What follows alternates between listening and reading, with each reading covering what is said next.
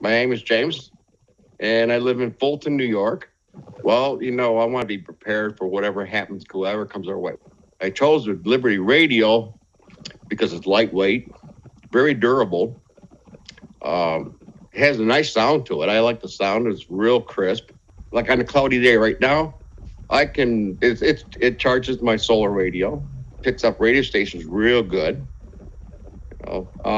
And the price is not bad at all compared to a lot of them out there. I mean, there's some pricey ones out there. Yeah, it might have stereo, but who wants stereo? I want to be able to hear what's going on after a catastrophe. Right now, I got it in my car because I'm getting ready to go home.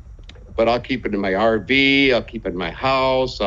If I go to work, hey, the world's getting crazy. As you know, the world's getting crazy, and you just don't know from one day to the next what's going to happen. It could be a tornado. We don't get no hurricanes. We could get tornadoes, snowstorms, or like I say, the power grid goes out. We're done.